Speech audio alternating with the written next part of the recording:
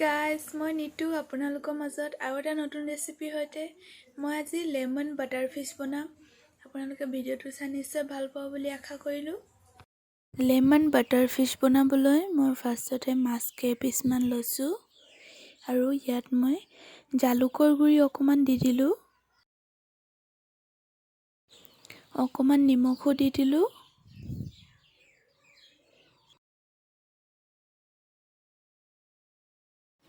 হালধি গুড়ি অকণমান,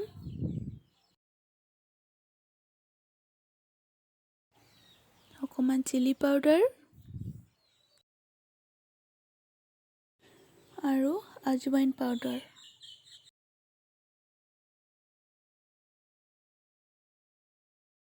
ইয়াৰ পিছত মই অকণমান ময়দাও দি দিছোঁ, বেছি নহয়, একদম অকণমান,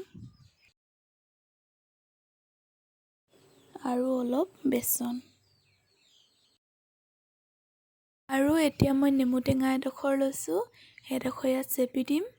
যদি আপোনালোকে বেছি টেঙা কৰি খাই ভাল পায় তেন্তে অকণমান বেছিকৈও দিব পাৰে।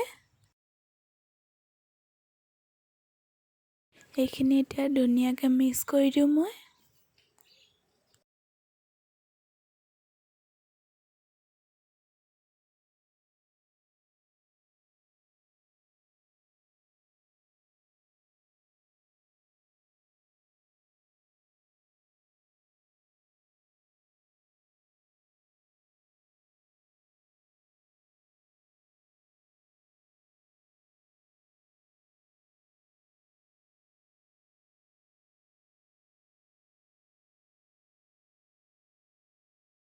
মিক্স কৰাৰ পিছত 15 মিনিটৰ বাবে মাছখিনি মই এনেদৰে থৈ দিম।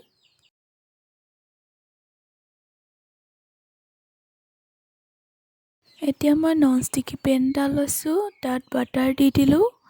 বাটাৰখিনি মেল্ট হোৱালৈকে ৰৈ দিওঁ।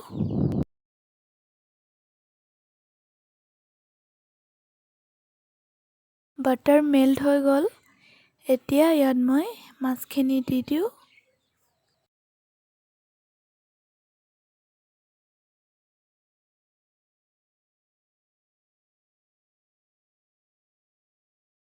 মাছখিনি এফালে সিজিলে, এতিয়া মই মাছখিনি লুটিয়াই দিওঁ।